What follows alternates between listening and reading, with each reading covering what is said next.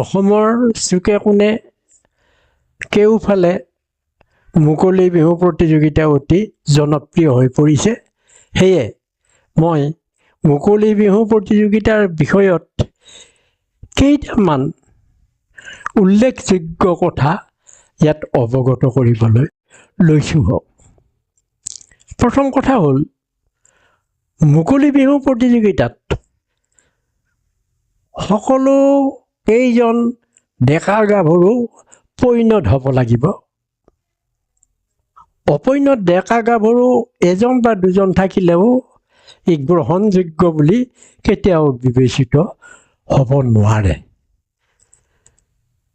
মুকলি বিহু প্ৰতিযোগিতাত আৰম্ভণিৰ পৰা সামৰণিলৈকে সমিতিৰ নিৰ্ধাৰিত সময়ৰ ভিতৰতে বাদ্যযন্ত্ৰ, গীত মাত, নৃত্য ভংগীমা আদি পৰিৱেশন কৰিব লাগিব। এইকেইটা কথা মনত ৰাখিব লাগিব। মুকলি বিহু দলত অপৈণত ডেকা গাভৰু থাকিলেও ই গ্ৰহণযোগ্য হ'ব নোৱাৰে আৰু ডেকা গাভৰুৰ যদি বেছি হ'লেও অপৈণত যদি হয় কেতিয়াও থাকিব নোৱাৰে। সেয়ে এই কথাটোলৈ মনত ৰাখিব লাগিব। মুকলি বিহু দলত অতি কমেও পৈণত গাভৰু 4জনী থাকিব লাগিব। পৈণত গাভৰু 4জনী থাকিব লাগিব। তাতোকৈ বেছি নতুবা ডেকা গাভৰুৰ সংখ্যা সমানো হ'ব পাৰে। ঢোল পেঁপাৰ মাত বা ডেকাৰ গীত আদিৰ সংকেত পালেহে গাভৰু নাচনীসকল বিহুতলীত প্ৰৱেশ কৰিব পাৰে। নাইবা বিহু মৰা চলেৰে ডেকা গাভৰু উভয়ে বিহুতলীত প্ৰৱেশ কৰিব পাৰে। আকৌ গাভৰুসকলৰ গীত মাত বা বিহু মৰা সংকেত পালেও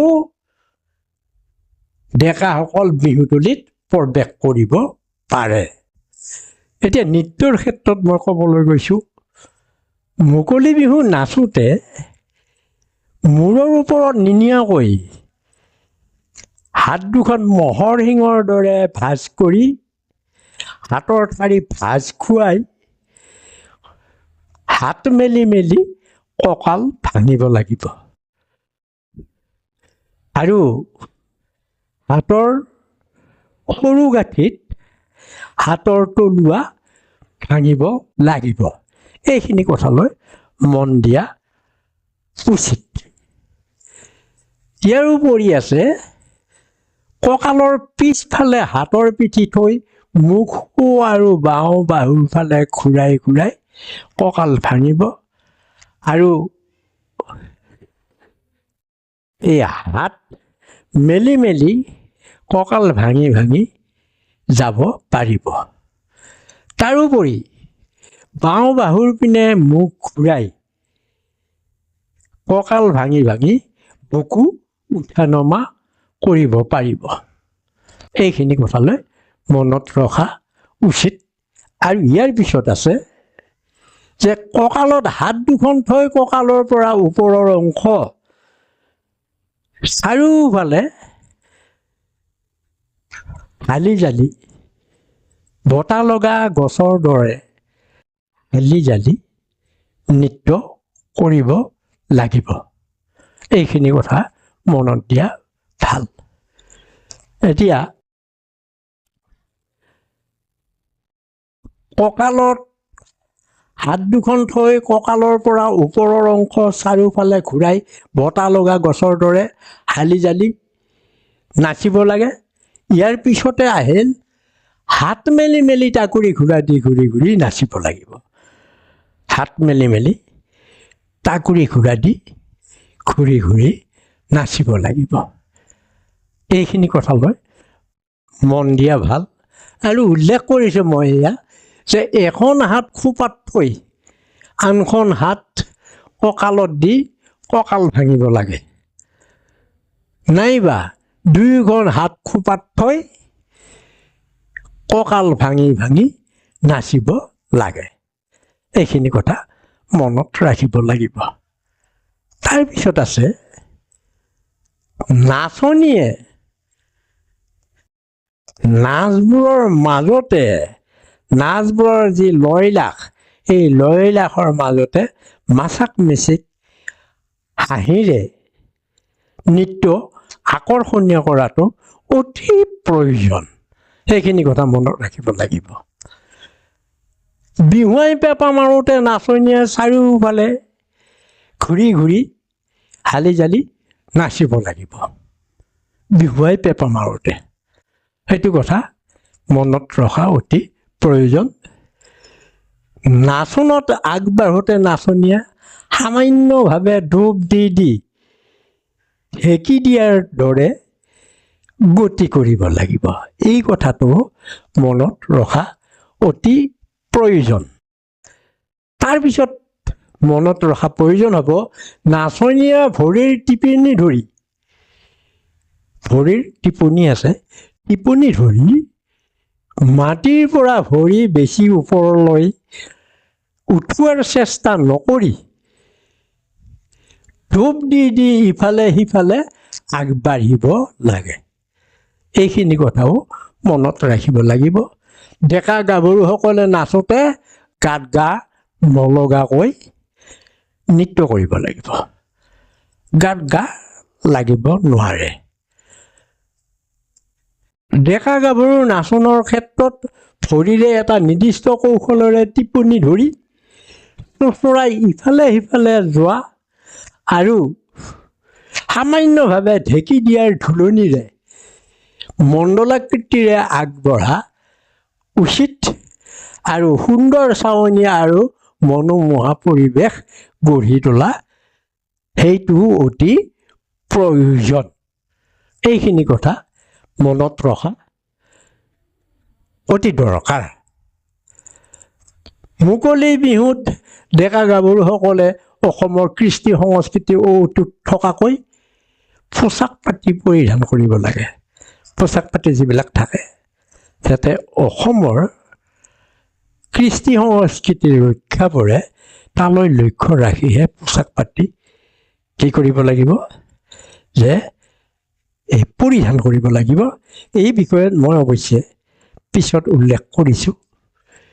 তাৰপিছত আছে নাচনীয়ে কঁকাললৈকে যোৱা পেট সম্পূৰ্ণকৈ ঢকা ৰঙা ব্লাউজ পিন্ধিব লাগে। এইখিনি কথা মনত ৰাখিব লাগিব। নাচনীৰ ক্ষেত্ৰত ৰঙা ফুলৰ মুগাৰ মেখেলা, দহি থকা ৰিহা আৰু চাদৰ পিন্ধিব লাগে। কঁকালত মেৰিয়াই বন্ধা ৰিহাখনত বাওঁ পিনে খুচি লোৱা ৰঙা হাঁচতিখন থাকিব লাগে।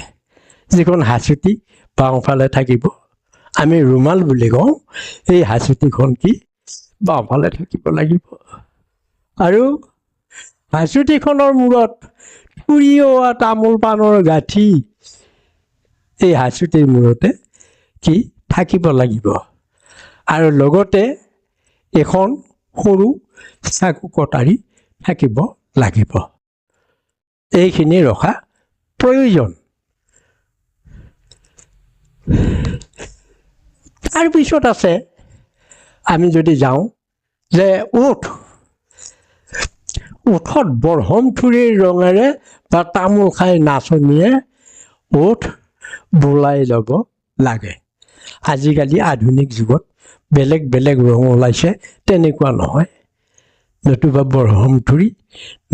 বৰহমথুৰিৰ যদি ভোল লগাব নোৱাৰে তেতিয়া তামোল খাই মুখ ৰঙা কৰি ল'লেও বেছি উজ্জ্বল হৈ পৰে। ই বৈশিষ্ট্য অসমৰ কৃষ্টি ৰক্ষা কৰিব, সেইটোলৈ লক্ষ্য কৰা উচিত। তাৰোপৰি নাচনীৰ মূৰত কললিলীয়া নাইবা উধনীয়া খোপা থাকিব লাগিব নাচনীৰ মূৰত। আৰু হাতৰ তলুৱাত জেতুকাৰ ডিম্বাকৃতিৰ ৰং থাকিব লাগিব। হাতৰ তলুৱাত ডিম্বাকৃতি জেতুকাৰ ৰং থাকিব লাগিব। নাথাকিলে নহ'ব, থাকিবই লাগিব। তাৰপিছত আৰু আছে যি নাচনীৰ মূৰত খোপা, এই কলদিলীয়া নাইবা উধনীয়া খোপা থাকিব লাগে নাচনীৰ মূৰত। তাৰোপৰি খোপাত কপৌ ফুল থাকিব লাগিব। যদি কপৌ ফুল নাপায় তেনেহ'লে তগৰ ফুল থাকিব লাগিব, তগৰ ফুল ল'ব পাৰিব। আৰু তগৰ ফুলো যদি নলয় তেনেহ'লে নাহৰ ফুল খোপাত ল'ব পাৰিব। এই তিনিবিধ ফুল ল'ব লাগে। সেইটো কথা নাচনীসকলে মনত ৰখা অতি প্ৰয়োজন। ইয়াৰ পিছত আৰু আছে যে নাচনীসকলৰ যি খোপা আছে, এই খোপাত গগনা লাগিব আৰু কাকৈ লাগিব। নাচনীৰ খোপাত গগনা আৰু কাকৈ, যি লাহৰি গগনা, এই লাহৰি গগনা থাকিব লাগিব। আৰু মূৰ ফণিওৱা আগৰ দিনত বাঁহৰে কাকৈ আছিল, এই কাকৈখন থাকিব লাগিব। এইখিনি নাচনীসকলে গুৰুত্ব দিয়াটো উচিত। তাৰোপৰি যে নাচনীৰ হাতত গামখাৰু বা মুঠিখাৰু নাইবা পাতিখাৰু, আমাৰ অসমৰ হাতত পিন্ধা যে মহিলাসকলে হাতত পিন্ধে গামখাৰু, পাতিখাৰু বা মুঠিখাৰু, এইখিনি পিন্ধে। সেই বৈশিষ্ট্যটো ৰক্ষা কৰি যিকোনো একবিধ নতুবা গামখাৰু নতুবা পাতিখাৰু পিন্ধিলেও হ'ব, নতুবা মুঠিখাৰু পিন্ধিব লাগিব। এই তিনিবিধৰ একবিধ পিন্ধিব লাগিব। তেতিয়াহে অসমৰ বৈশিষ্ট্য অটুট থাকিব। তেতিয়া এই গাভৰু, এই নাচনীৰ যিটো নেকি অসমৰ বৈশিষ্ট্য, এই বৈশিষ্ট্য ৰক্ষা কৰাত মানে তেওঁ আমি সহজ ভাষাত ক'বলৈ গ'লে উত্তীৰ্ণ হ'ব। এইখিনি কৰিব লাগিব। তাৰপিছত কাণৰ কথা থাকিল, কাণত কেৰু থাকিব লাগিব কাণত, নাইবা কেৰুমুখৰ ফুলি আছে, এই ফুলি থাকিব লাগিব। গলত ক'লা খুদমণিৰ জোতাবোৰ, ক'লা খুদমণি আছে, এই খুদমণিৰ মাজতে আকৌ ডাঙৰ ৰঙা মণি একেলগে গাঁঠি কি কৰিব, দীঘলকৈ ল'ব লাগিব। আৰু এই গলত সেই মণিমালাৰ লগত থাকিব লাগিব জোনবিৰি, ঢোল মাদলি বা দুগদুগী। আগৰ দিনত দুগদুগী আছিল, জোনবিৰি আছিল আৰু গল মাদলি আছিল। গতিকে যিকোনো একবিধ থাকিব লাগিব। নাচনীৰ যিডাল মণি থাকিব, এই মণিত এই তিনিবিধৰ একবিধ থাকিলেও হ'ব। এইখিনিলৈ লক্ষ্য ৰাখিব লাগিব অলংকাৰৰ ক্ষেত্ৰত। ইয়াৰ পিছত আছে যে হাতৰ আঙুলিত আঙুঠি পিন্ধে, গতিকে সেই আঙুঠি ৰূপৰে সিকিমুখীয়া আঙুঠি হ'ব লাগিব, ৰূপৰ। গতিকে সেই আঙুঠি হাতত থাকিব লাগে। এইটোলৈ আমাৰ যিসকল গাভৰু আছে, গাভৰুসকলে মনত ৰখা উচিত। কপালত ৰঙা সেন্দুৰৰ পূৰ্ণ চন্দ্ৰাকৃতি ফুট ল'ব লাগে। আৰু এটা ডাঙৰ বৈশিষ্ট্য আমাৰ অসমীয়া গাভৰুসকলৰ, মহিলাসকলৰ আচলতে কপালত ৰঙা সেন্দুৰৰ ফুট থাকিব লাগে। গতিকে বিহু মৰা যিসকল গাভৰু থাকে, এই গাভৰুসকলৰো কপালত ৰঙা সেন্দুৰৰ স্পষ্ট ফুট থাকিব লাগিব। অকণমান হ'লে নহয়, যাতে দেখি ভাল লাগে তেনেকুৱাকৈ ডাঙৰ ফুট স্পষ্টকৈ ল'ব লাগিব। তেতিয়াহে অসমৰ কৃষ্টি সংস্কৃতি অটুট থাকিব। এই যে ইয়াৰ পিছত আছে কিছুমান পৰামৰ্শৰ কথা আছে, এইখিনি পিছৰ সংখ্যাত আপোনালোকক অৱগত কৰা হ'ব।